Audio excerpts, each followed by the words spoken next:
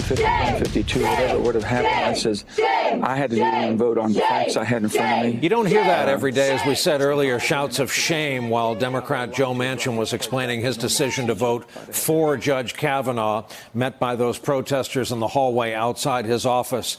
The outrage spilled into the streets. We imagine it will this weekend as well.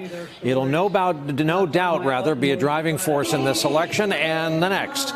As the Cook Political Report put it today, what we don't know is where all the energy that we are seeing on the right and the left goes once the nomination fight is over. And then, in a day that was already filled with its own remarkable moments, we wanted to bring you this from Republican Judiciary Committee Chairman Chuck Grassley. Do you have the sense now that you want to see a woman on the committee on the Republican side? We can't do anything about that. You've got to have a desire to serve. They just don't want to be on the committee? Well, it's a lot of work. I mean, don't forget, compared to a lot of committee meetings, we have an executive every Thursday. So it's a lot of work. Maybe they don't want to do it. As they say, that happened today. And with us tonight, Mara Gay, a member of the New York Times editorial board, Josh Gerstein, White House reporter for Politico. We are happy to say that both are MSNBC contributors. So, Mara, we have that, and we have the sum total of today.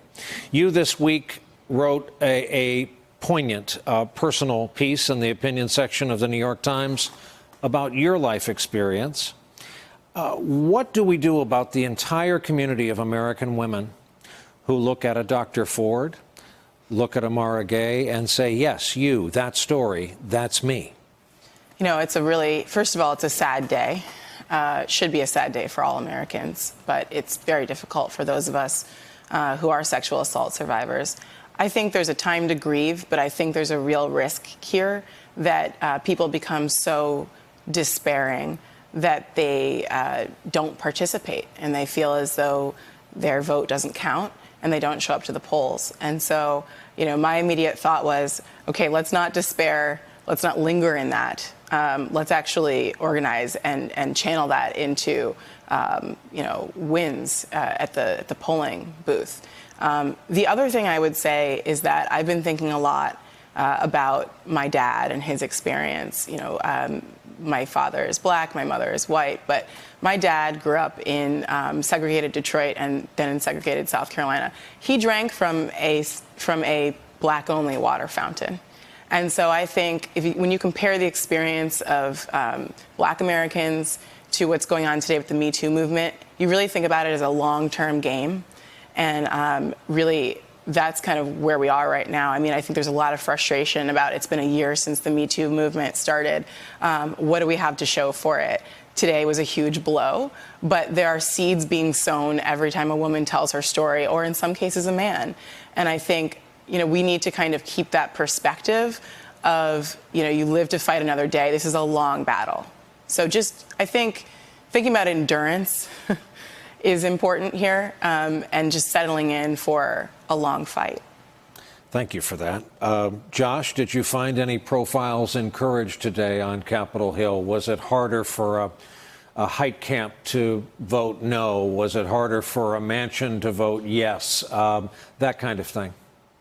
I think, Brian, the Heitkamp vote is one that could cost her, although she seems to be down a little bit in the polls. So she may be in some trouble already. I think Claire McCaskill is another person in Missouri who could suffer for her vote here. But I do wonder if, at least in the short to medium term, maybe we're making a little too much of this. I mean, it is a generational potential shift in the court, even without the Blasey Ford allegations that came up. We're talking about potentially a tectonic shift in the court that could affect it for one or two generations. But I wonder if maybe it's not even measured in election cycles, but in news cycles. There's so much noise, so much cacophony that comes from this White House that within a matter of a couple of weeks, this issue might be overtaken in the public mind by the president's latest insult directed at somebody on the campaign trail or some other controversy about an insider turning on the president. It's really hard to measure, and these things always seem searing and kind of apocalyptic in the moment. Mara, speaking of generational and tectonic changes, do you think the optics of the Republicans on the Judiciary Committee might change in the next Congress? To quote Chairman Grassley, I'm wondering if there will be women senators. It's very hard work, and will they be willing to step up and do the hard work? Oh, you know, you really couldn't write better campaign literature for Democrats. So let's see how the party is able to capitalize on that. But this really does seem to bring out, you know, the Republicans' inner caveman. I'm not quite sure where they're going with this. None of that's going to be helpful in November.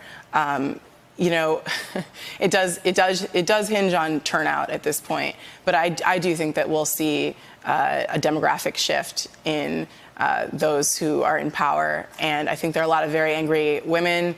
I was actually out just on the street yesterday in New York City, and In the wild. In the wild. Yeah. And I bumped into a group of, you know, very passionate protesters, anti-Kavanaugh protesters, making their way from Times Square to Trump Tower.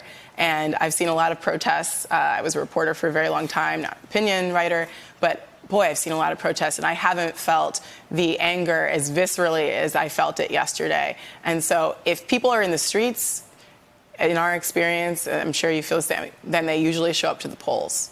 So I do expect that we're going to see more women in office. Josh, I'm sorry I have to limit you to a brief closing note, but do you see any of that out in the wilds of D.C., something organically starting up? Think of the explosion of the Women's March after inauguration.